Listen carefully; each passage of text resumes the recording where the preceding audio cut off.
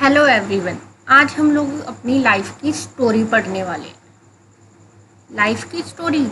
अब आप ये मत सोचिएगा कि हमने तो बायो पढ़नी थी, ये यहाँ पे फिलॉसफी कहाँ से शुरू होगी। हम लोग पढ़ने वाले हैं evolution. Evolution is the real story of life, कि लाइफ कैसे बिगिन हुई, कैसे जो लाइफ है उसने ऑर्गेनिज्म से इतना डाइवर्स जो है इकोसिस्टम बन गया, कैसे हमारी जो अर्थ है उसकी बायोडाइवर्सिटी इतनी रिच हो गई। वो सारी की सारी चीज़ें आ जाती हैं एवोल्यूशन में। तो चलिए शुरू करते हैं। सबसे पहले तो हम लोग ये जान लेते हैं कि एवोल्यूशन होता क्या है। कुछ भी चीज़ अगर पढ़नी है, सीखनी है, तो ये पता तो होना चाहिए ना कि वो क्या होता है। ड्राइंग सीखते हैं, रंग भरने, तस्वीरें बनानी, लेकिन ड्राइंग क्या होती है वो तो पता होता है ना कि कोई तस्वीर बनाई तो उसको हम लोग ड्राइंग बोलते हैं। तो इसीलिए अब अगर हम लोग एवोल्यूशन पढ़ रहे हैं तो उसका भी तो पता होना चाहिए कि वो क्या है। It is the change in the gene pool of successive generation. अब क्या है कि हम लोग जानते हैं जो ह्यूमंस हैं या कोई भी और लिविंग ऑर्गेनिज्म है उसमें वेरिएशन ज़रूर होती है। क्यों? क्योंकि we are sexually reproducing organism. Sexually reproducing organism क्या होते हैं, उनके पास क्या एडवांटेज होती है ए सेक्सुअली रिप्रोड्यूसिंग ऑर्गेनिज्म के ऊपर? They have variations. तो क्या है, सक्सेसिव जनरेशन में उसके पेरेंट्स के कंपैरिजन में कोई ना कोई वेरिएशन आ जाती है। और जब ये वेरिएशंस हैं ओवर द जनरेशन होती रहती है, जब वेरिएशंस जो हैं ओवर द जनरेशन होती रहती हैं तो उसको बोला जाता है एवोल्यूशन।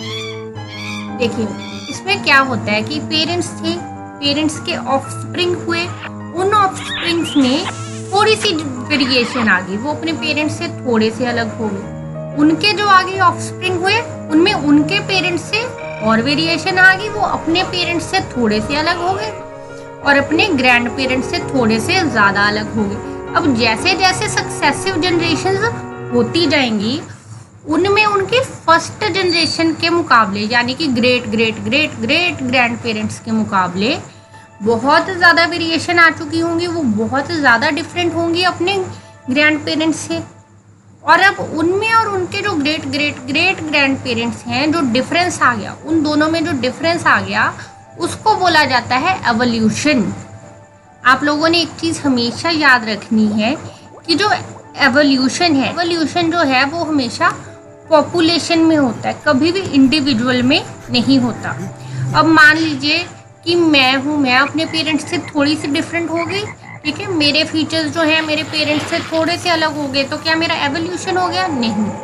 एवोल्यूशन हम सिर्फ तभी काउंट करेंगे, एवोल्यूशन सिर्फ तभी क्रेडिटेबल होगा अगर वो एक पर्टिकुलर पॉपुलेशन में हो।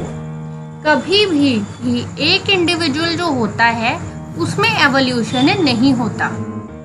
कभी भी जो एक इंडिविजुअल होता है उसमें एवोल्यूशन नहीं होता। अब एक ये बड़ी ही पॉपुलर सी डेफिनेशन है, बहुत ज़्यादा चलती भी है, क्या कि एवोल्यूशन क्या है? It is the genetic change in population of organism. ये बात तो ठीक है, genetic change in the population of an organism. Evolution leads to progressive change from simple to complex form of life. बहुत ज़्यादा बच्चे भी ऐसे ही रट्टे मारते हैं और टीचर भी ऐसे पढ़ाते हैं कि जो एवोल्यूशन है उसमें सिंपलर लाइफ फॉर्म से कॉम्प्लेक्स लाइफ फॉर्म्स बन जाती हैं। लेकिन क्या ये ट्रू है?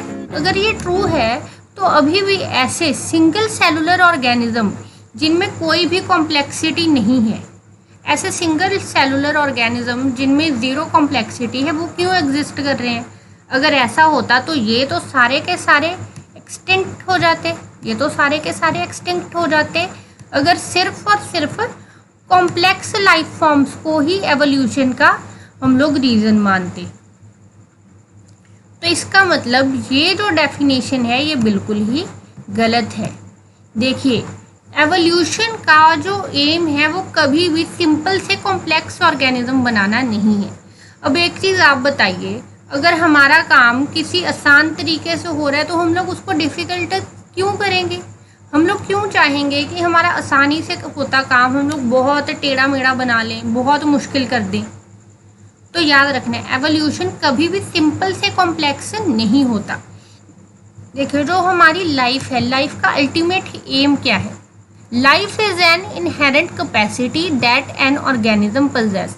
लाइफ एक इनहेरिटेड कैपेसिटी है। क्यों? क्योंकि हमको अपने पेरेंट्स से लाइफ मिलती है। To maintain and reproduce itself, ताकि वो खुद को मेंटेन कर सके और रिप्रोड्यूस कर सके। देखिए, लाइफ के दो ही अल्टीमेट गोल है, एक है फीडिंग और एक है ब्रीडिंग। अब अगर फीडिंग और ब्रीडिंग ही करनी है तो वो तो ये सिंपल ऑर्गेनिज्म भी कर ही रहा है, पहले भी कर रहा था, अब भी कर रहा है और आगे आने वाली जनरेशन में भी करेगा और प्रेजेंट रहेगा। तो उसके लिए इस कॉम्प्लेक्स लाइफ फॉर्म की ज़रूरत है, क्यों पड़ गई? सोचिए, थोड़ा सा दिमाग लगाइए और कमेंट्स में आंसर लिखिए।